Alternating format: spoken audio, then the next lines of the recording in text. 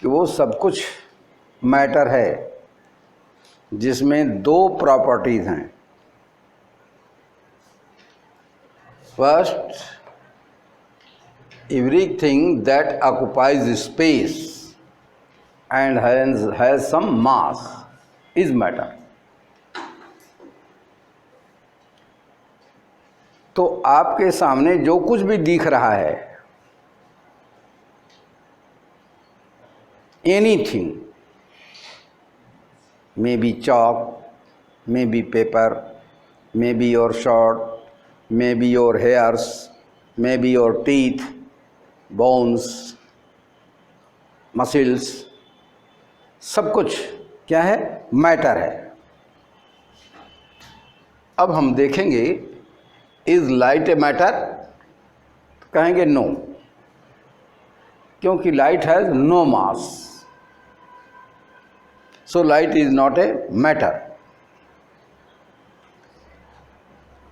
अब हम एक बात देखते हैं, lemon taste is sour, then say about lemon and about sour. Lemon is a matter. Lemon is a matter because lemon occupies some space. Lemon has mass, but sourness, sour is property of matter. Sour is property of lemon juice. sour जो है वो matter नहीं है, वो property है। Is smell a matter? Answer is no. That is a feeling only. Smell is our feeling. That is not a matter. Similarly, read this sentence. A cow loves its calf. गाय अपने बछड़े को प्यार करती है। And sort out matter. In this sentence, cow and calf both are matter, but love is another thing. That is not matter. Cow and calf both are matter, but love is not a matter. क्या है पता नहीं, matter नहीं है। क्या है? Love क्या है पता नहीं, क्या है? मैटर तो नहीं है, क्योंकि यहाँ हम तो मैटर पढ़ रहे हैं। तो मैटर को हम डिफाइन करेंगे और दूसरी चीज़ को तो हम डिफाइन करेंगे नहीं। तो ये काऊ और कॉफ तो मैटर हुए, सर ये लव क्या है पता नहीं क्या है, मैटर नहीं है। ये कहूंगा कि मैटर नहीं है। अगली बात,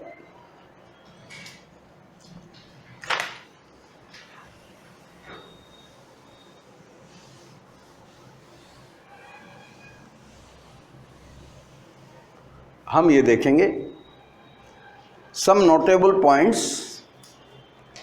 ये तुम्हें रिवाइज भी करना चाहिए, लिखना भी चाहिए और इसे बार बार विचार भी करना चाहिए। जब हम विचारशील होते हैं तो पढ़ते हैं। जब भी हम किसी चीज़ की स्टडी करने के लिए अपने हम रीडिंग टेबल पर बैठते हैं और उसमें रूल लिखे हैं, बातें लिखी हैं, उस पर गौर करते हैं। ये बात क्यों कही गई, इसमें ज़रूर कोई बात है। उस बात पर हम थिंक करते हैं, विचार करते हैं और उन विचारों को धीरे धीरे अपने मस्तिष्क में भरते हैं। इसी को पढ़ना कहते हैं।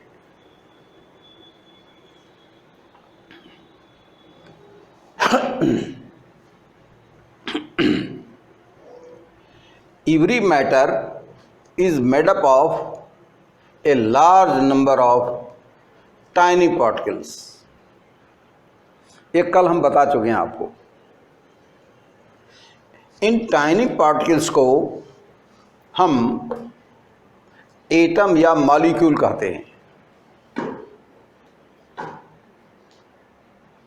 जब कोई मेटालिक रॉड है, iron rod, aluminium rod, silver rod, gold rod, zinc rod, तो that is made up of a large number of atoms,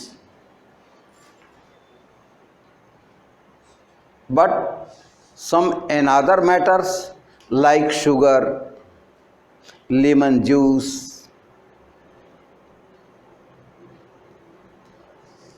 chalk, so many other matters are mainly constituted of molecules. Tiny particles are molecules. Word atom is especially used for pure metals. उसके बाद अन्य जो पदार्थ हैं, sodium carbonate, धामन soda, कपड़ा धोने का soda, sodium bicarbonate जो खाने का सोडा है, चीनी, glucose, urea and other medicines all are constituted of molecules. लेकिन कुछ प्रॉपर्टीज को एक्सप्लेन करने के लिए हम ये मान लेते हैं कि ये सभी सब छोटे छोटे गोले हैं। ऐसा हमको एज्यूम करना पड़ता है कुछ प्रॉपर्टीज को एक्सप्लेन करने के लिए। Molecules actually not are they spheres,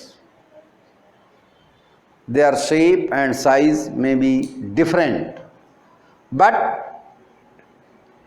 they are so small to see. Atoms and molecules are not visible by any means. By any method, we cannot visualize them. We treat them as tiny spheres to explain many properties of solids, liquids and gases.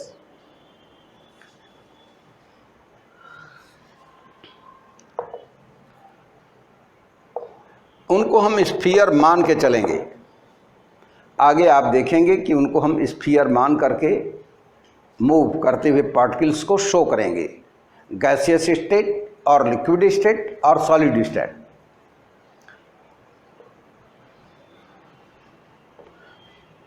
Matter particles are always in motion, ये मैं कल आपको बता चुका हूं। और पूरे universe का क्या मतलब हुआ? यूनिवर्स किसे कहते हैं? अर्थ प्लैनेट से लेकर moon, sun and so many celestial bodies in this sky are pervaded up to crores of kilometers, and all this space is termed as universe. जिस तरह बगीचे में 20 पेड़ हैं तो बगीचा हमने कहा तो 20 पेड़ उसमें आ गए। क्लास हमने कहा तो क्लास में सभी छात्रों का समूह आ गया। तो जब हम यूनिवर्स कहते हैं तो उसमें हमारे जो जितने स्टार्स देखते हो, स्टार्स, प्लैनेट्स, सन, सब उसमें आ गए। तो सबको लेकर जो जगह बनती है उसको हम कहते हैं यूनिवर्स। हिंदी में उसे हम ब्रह्मांड कहते हैं। Matter particles are always in motion, यह हमारे यूनिवर्स की सबसे ब्यूटीफुल थिंग है। no any particle is at rest. Everything is moving.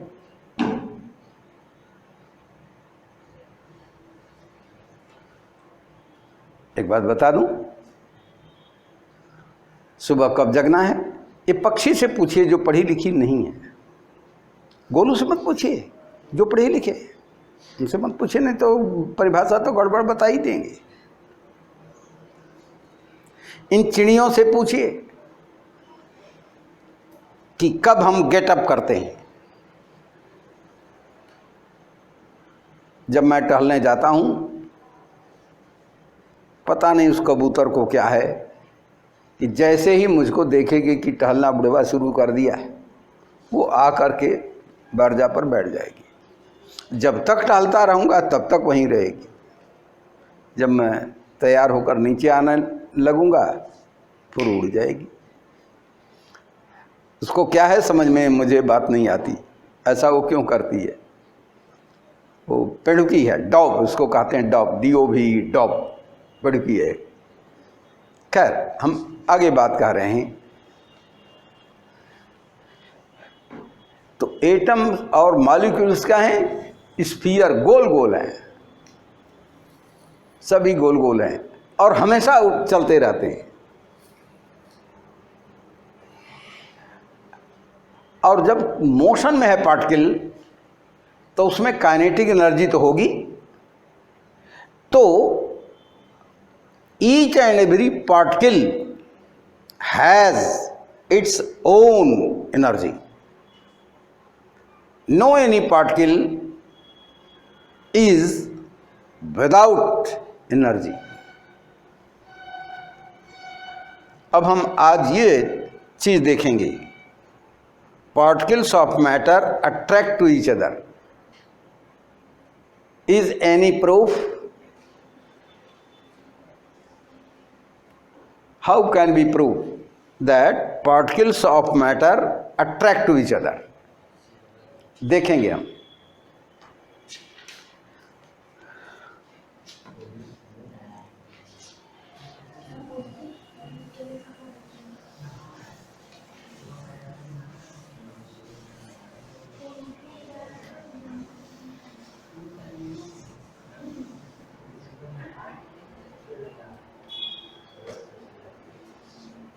You can see if just you see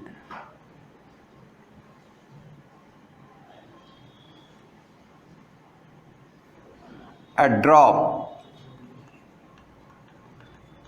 of water, dew, a very tiny drop of dew hanging from the lowest portion of a leaf. And just if you see another leaf and another dew sphere, if you just touch this dew drop, this tiny drop of water and this tiny drop of water, if you just tilt it to come into contact with another dewdrop, you will see as soon as they come into contact, they form a new bigger drop and it gets down. Both drops combine to each other and constitute a new bigger drop. This is direct proof of intermolecular attraction. Molecules on the surface of this drop get attracted by the molecules on the surface of this drop, and readily they combine to form a new spherical drop of larger size. This proof I think you have seen, या आपने देखा होगा कि कोई water layer थाली या किसी plate के ऊपर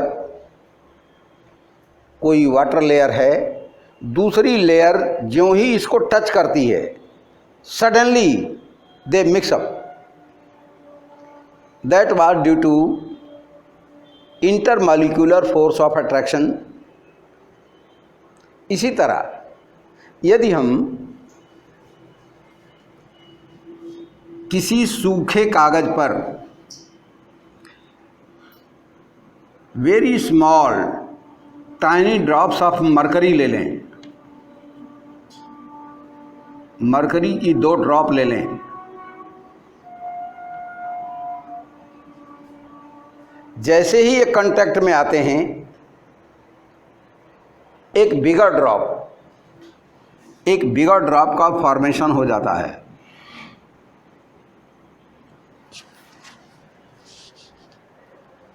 this is a direct proof of intermolecular force of attraction. कौन सी बात बताई जा रही है आपको? Particles of matter attract to each other. क्या वो रिपल्स नहीं करते? नहीं, रिपल्स नहीं करते, अट्रैक्ट करते हैं। Particles of matter attract to each other, ये हमने देखा। और दूसरी बात, दूसरा एग्जाम्पल लें। First, how can you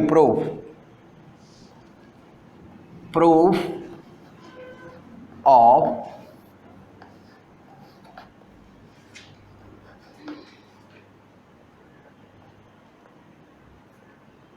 attraction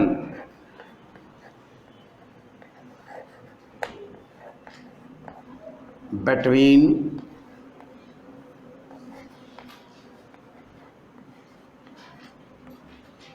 particles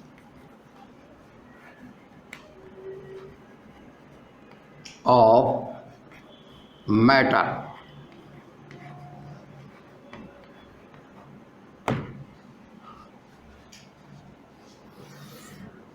First proof,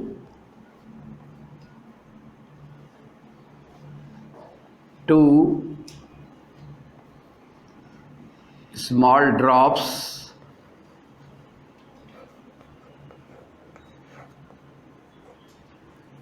of water or mercury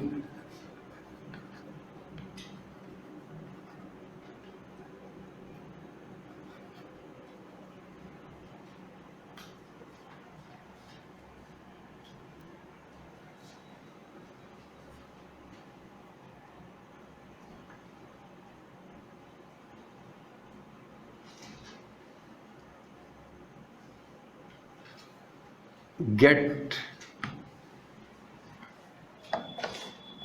suddenly combine to form a new bigger drop.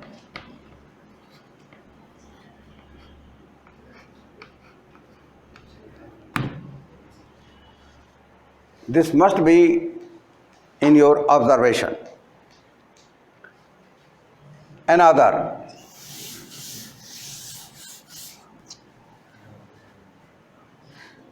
second,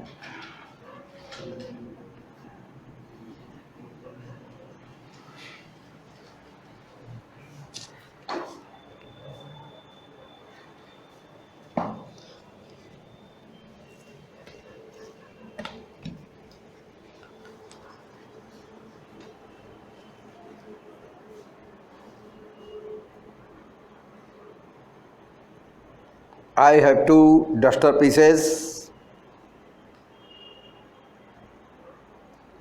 If apply upward force on one of the two, another is not lifted because there is no force of attraction between the two duster pieces.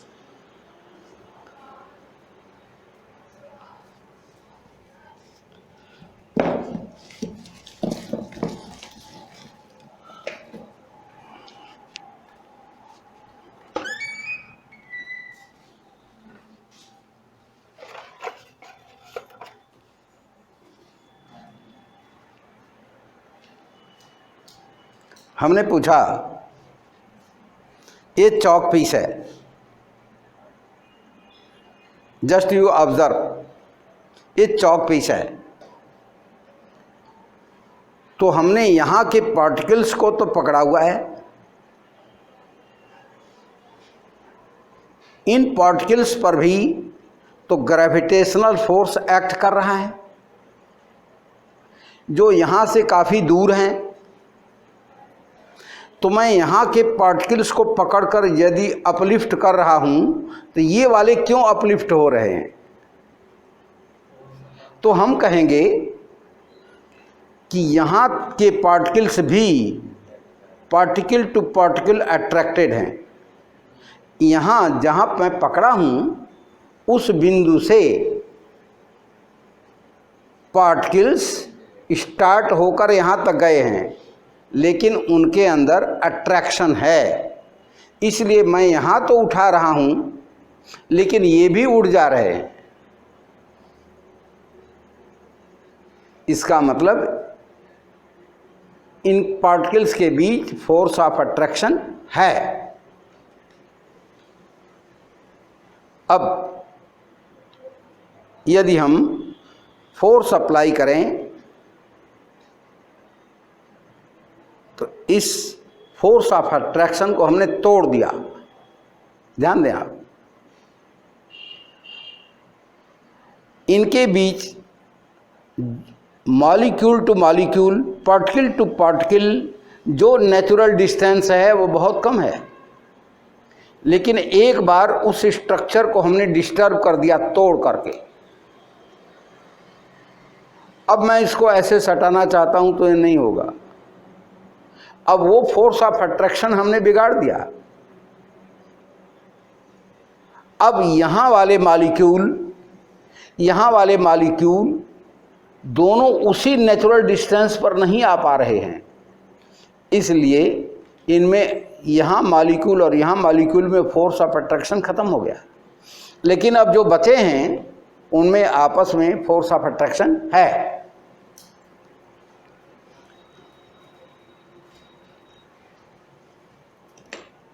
Force of attraction. अब हम comparative study करेंगे। जैसे इतना बड़ा लोहे का rod हो और उस लोहे के रॉड को मैं ऐसे तोड़ने की कोशिश करता तो मैं ना तोड़ पाता। ऐसा क्यों है कि लोहे के पार्टिकल्स के बीच फोर्स ऑफ अट्रैक्शन ज़्यादा था, लेकिन ये चॉक पीस के पार्टिकल्स के बीच फोर्स ऑफ अट्रैक्शन उतना नहीं है जितना कि लोहे में था। एक कंपैरेटिव स्टडी हुई। हम चॉक के पीस को अप्लाई करके फोर्स इस ढंग से तोड़ सकते हैं, लेकिन iron piece, brass piece, stone piece उसको हम ऐसे इजीली नहीं तोड़ सकते, क्योंकि उनमें फोर्स ऑफ अट्रैक्शन ज़्यादा है। ठीक हुआ? अब हम आगे बढ़ेंगे और देखेंगे प्रॉपर्टीज पर आ रहे हैं।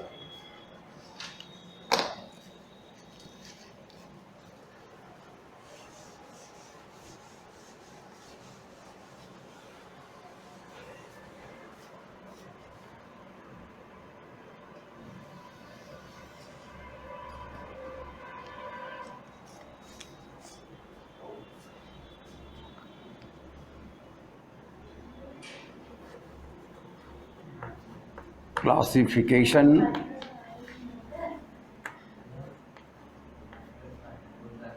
of properties. No, another thing.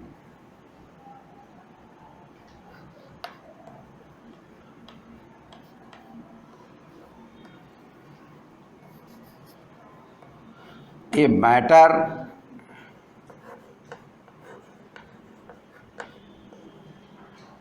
can have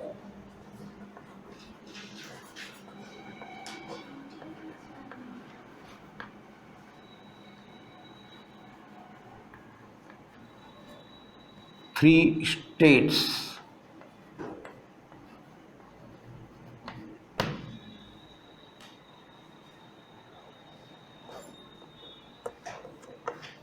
Solid, liquid,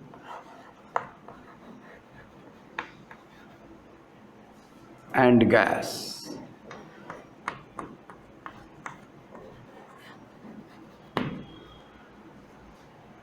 matter को हम क्लासिफाई करेंगे in three states.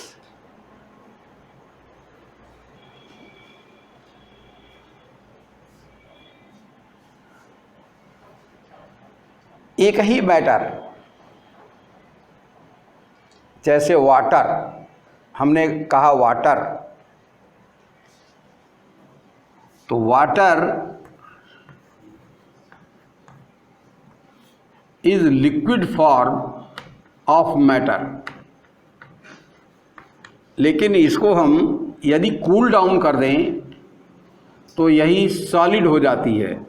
Ice, ice is solid state of the same matter. Matter change नहीं होता।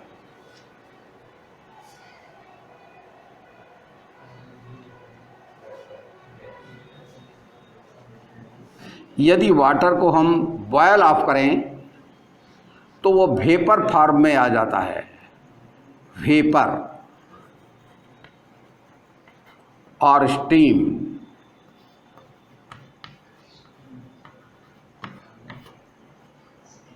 ये गैसियस फॉर्म है।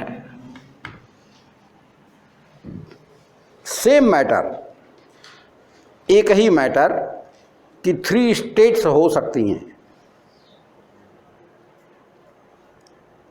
और एवरी मैटर को हम सॉलिडिफाई कर सकते हैं, गैसिफाइड कर सकते हैं, लिक्विफाई कर सकते हैं। गैसों को भी हम लिक्विड बना देंगे। जिस ऑक्सीजन को हम ब्रीदिंग कर रहे हैं वो ऑक्सीजन भी हम लो टेम्परेचर पर, अंडर हाई प्रेशर पर हम उसको लिक्विफाई कर देते हैं, वो लिक्विड बन जाती है। क्या वो सॉलिड बन जाएगी? यस। और ज़्यादा हम कूल डाउन करें तो वो सॉलिड भी बन जाएगी। अब इनकी प्रॉपर्टीज को हम देखेंगे। एग्जाम्पल्स हैं सॉलिड के। Stone, iron, brass, gold, silver,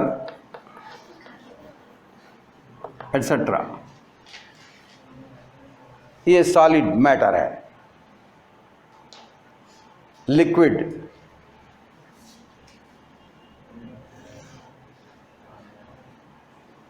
water, oils, milk,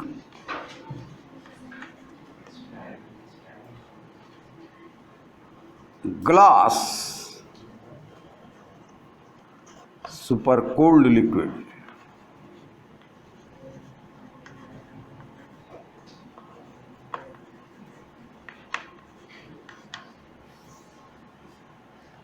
glass ये ग्लास ऐसे देखने में तो सॉलिड लग रहा है, लेकिन इसे हम सॉलिड मानते नहीं। ये ग्लास देखने में तो ऐसे सॉलिड लग रहा है, लेकिन ये सॉलिड है नहीं। तो जब आप आगे बढ़ेंगे फिर और भी प्रॉपर्टीज़ को हम आपको पढ़ाएंगे, तब आपको जानना पड़ेगा कि यह जो ग्लास है वह सुपरकूल्ड लिक्विड है, यह कोई सॉलिड नहीं है।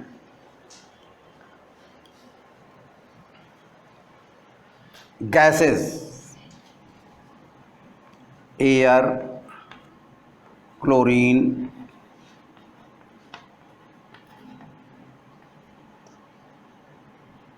नाइट्रोजन,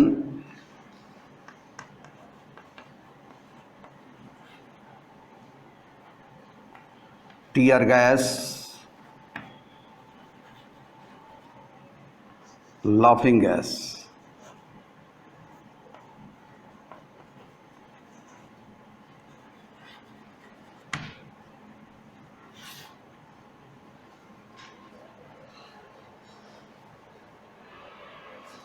एक गैस है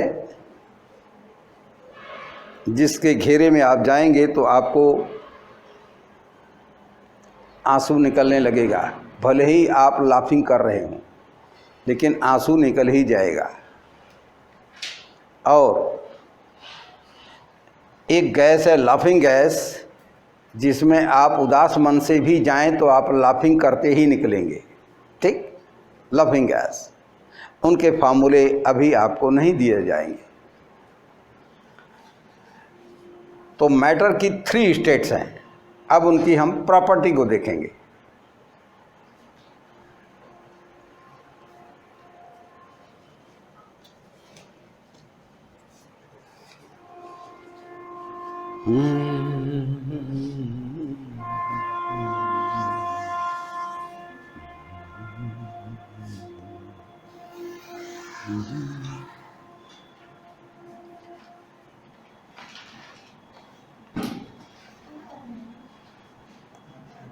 properties,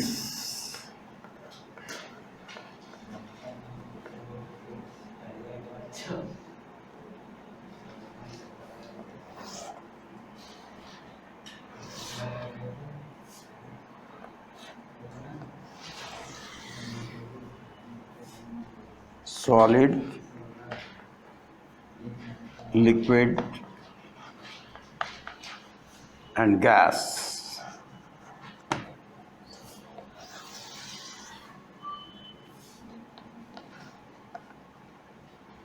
First property,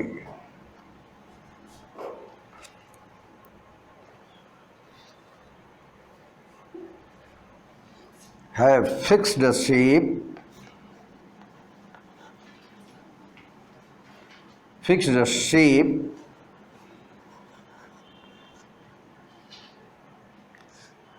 and fixed volume.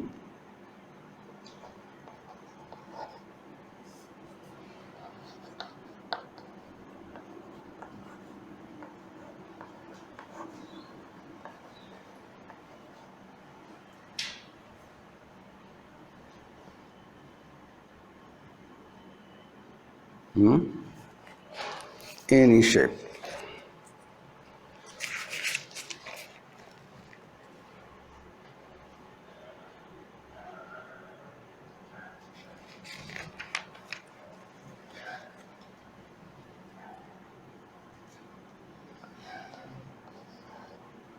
No fixed shape, but fixed volume.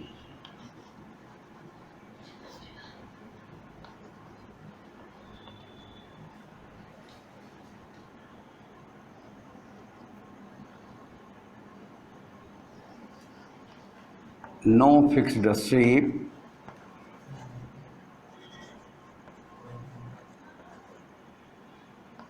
no fixed volume.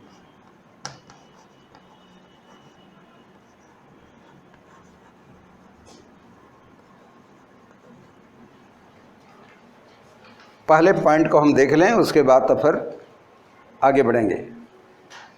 को तीनों को एक साथ लिखेंगे तो आपको याद करने में आसानी होगी।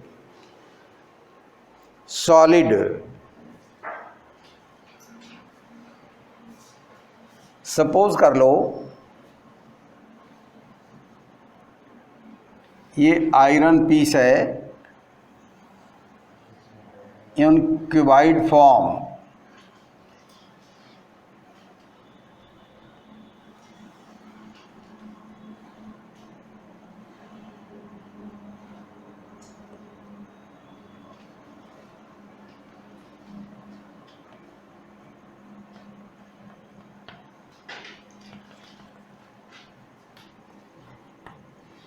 ए B C D A dash B dash D dash and C dash. A cuboid has 8 vertices.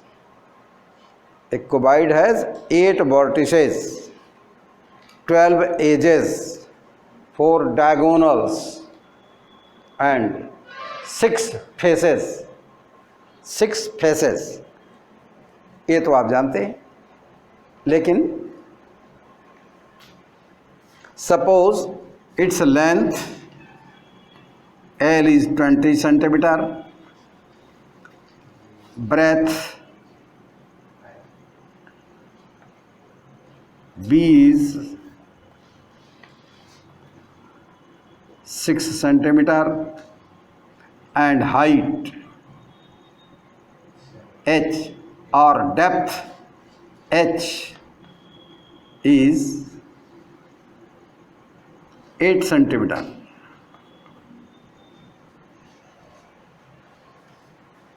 यदि इसे आप ऐसे ही डिस्टर्ब ना करें तो न तो इसकी शेप चेंज होगी, न तो इसकी वॉल्यूम चेंज होगी।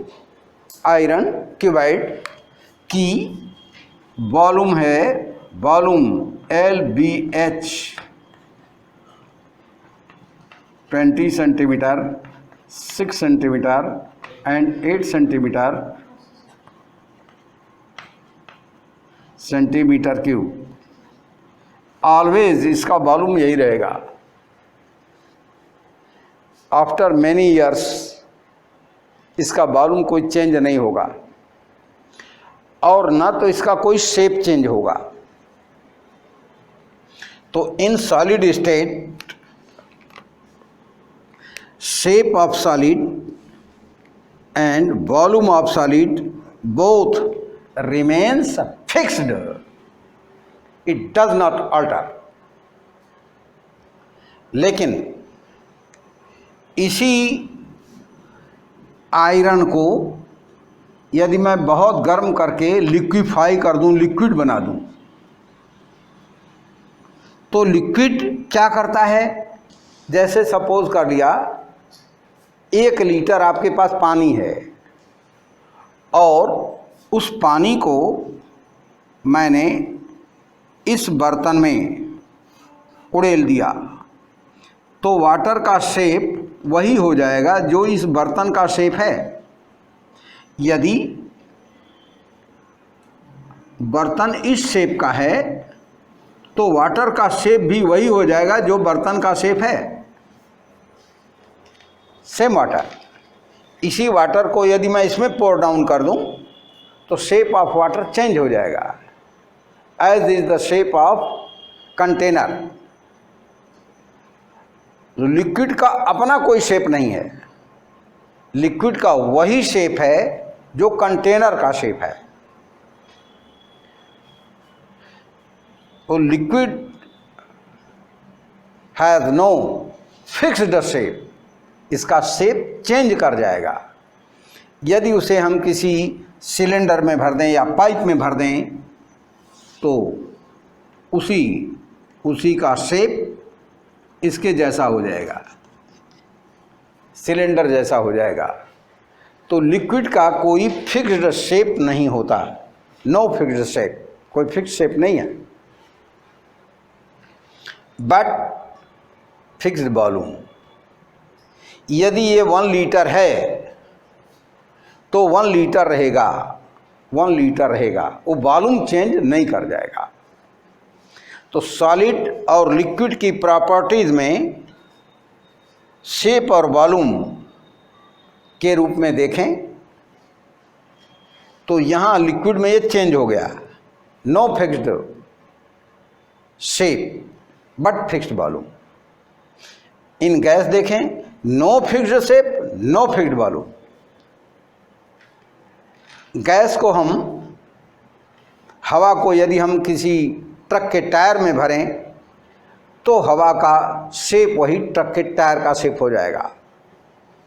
यदि इसको हम किसी स्फेरिकल बैलून में डालें तो हवा का शेप भी बैलून जैसा हो जाएगा। तो हवा का भी, एयर का भी, गैस का भी कोई फिक्स्ड शेप नहीं होता और वॉल्यूम भी नहीं फिक्स होता। जैसे कोई कंप्रेस्ड एयर है तो उसका वॉल्यूम कम होगा, लेकिन यदि टायर की नलकी को खोल दें तो हवा फैल के बहुत ज़्यादा वॉल्यूम में आ जाएगी, और गुब्बारे को दबा दें तो उसका वॉल्यूम कम हो जाएगा, लेकिन उसे हम फ्री कर दें तो वॉल्यूम और बढ़ जाएगा। तो गैस का न तो शेप फिक्स है न तो वॉल्यूम फिक्स है। शेप और वॉल्यूम दोनों फिक्स नहीं है।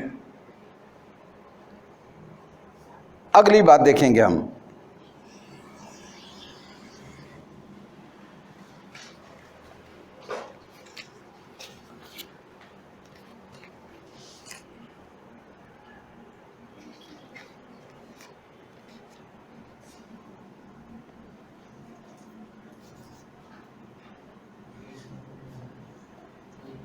solids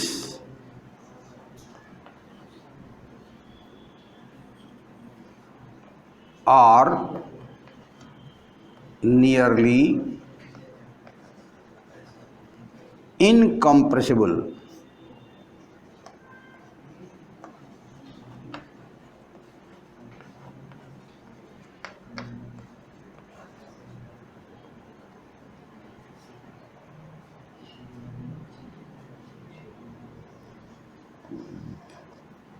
Liquids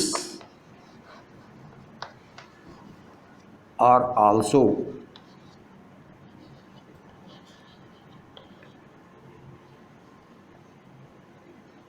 least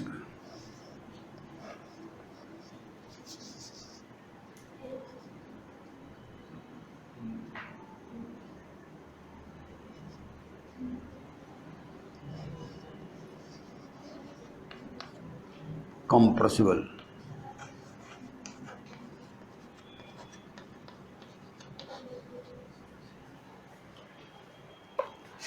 लिक्विड्स को यदि हम प्रेस करें तो उनकी वॉल्यूम में बहुत माइन्यूट चेंज होता है। वह चेंज सॉलिड की तुलना में थोड़ा ज़्यादा होता है। तो solids are nearly incompressible, liquids are also least compressible. हम कह सकते हैं बहुत कम कंप्रेसिबल है लिक्विड। लेकिन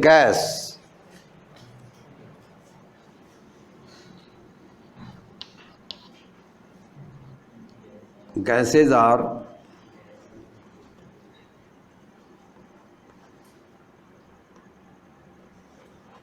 compressible.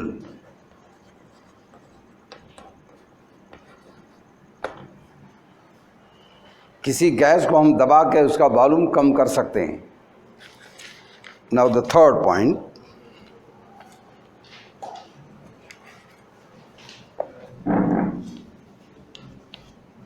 solids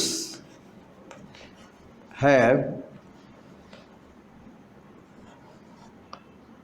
high density.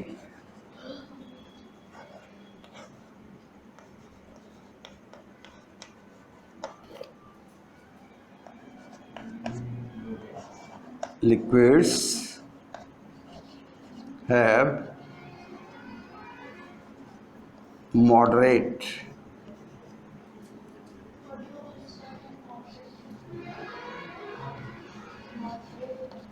density.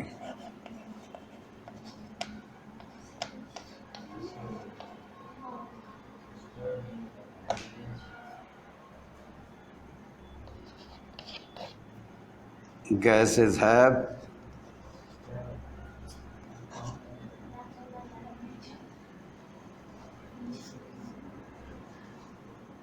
very low density.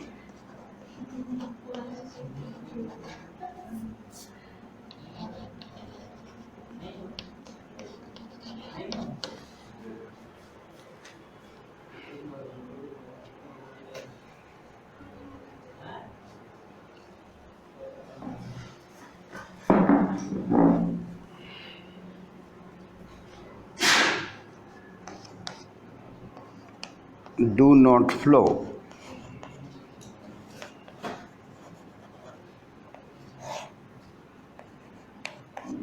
Can flow.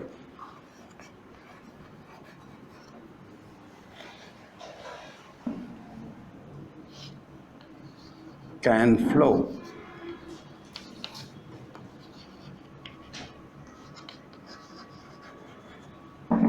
इसलिए हम सॉलिड और लिक्विड दोनों को फ्लूइड कहते हैं। जब हम फ्लूइड कहते हैं तो एक फ्लूइड लिक्विड भी हो सकता है और गैस भी हो सकता है।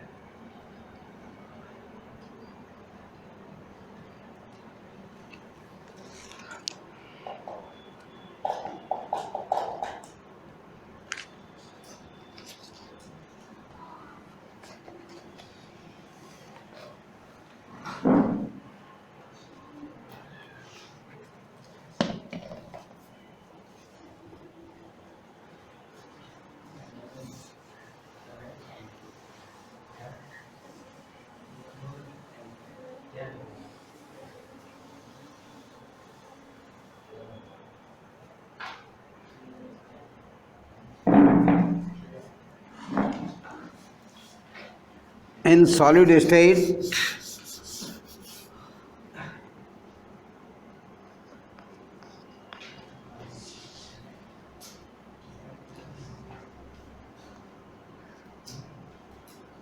particles of solid are closely packed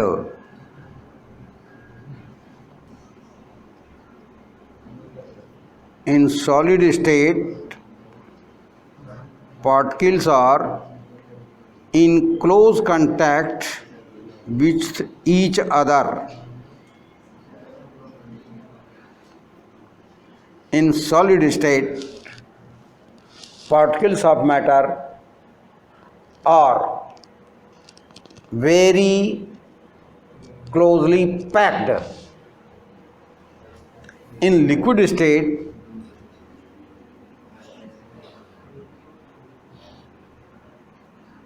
the distance between neighboring particles is somewhat higher in comparison to solid state. Intermolecular distance in solid state is quite low, but intermolecular distance in liquid state is some higher in comparison to solids. In gaseous state, intermolecular distance is high. Molecules are very rare. Molecules are very rare.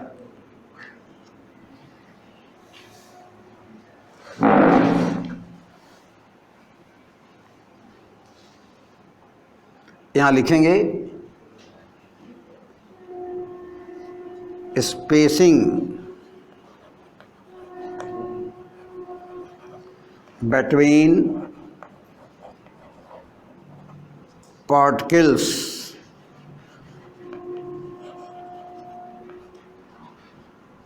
is small, very small.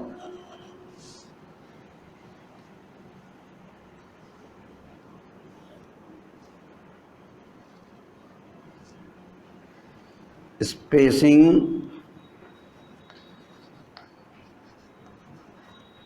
is higher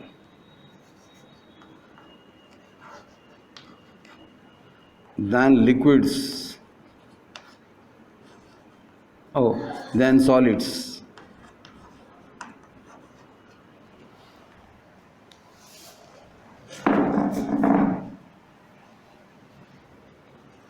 Spacing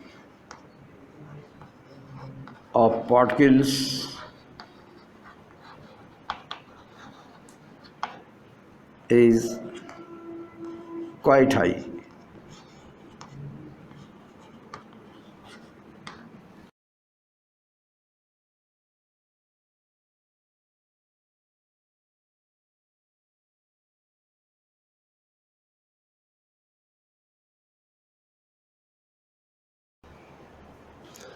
किसी को कोई question पूछना है? किसी को अपना कोई cross question पूछना है, पूछ सकता है।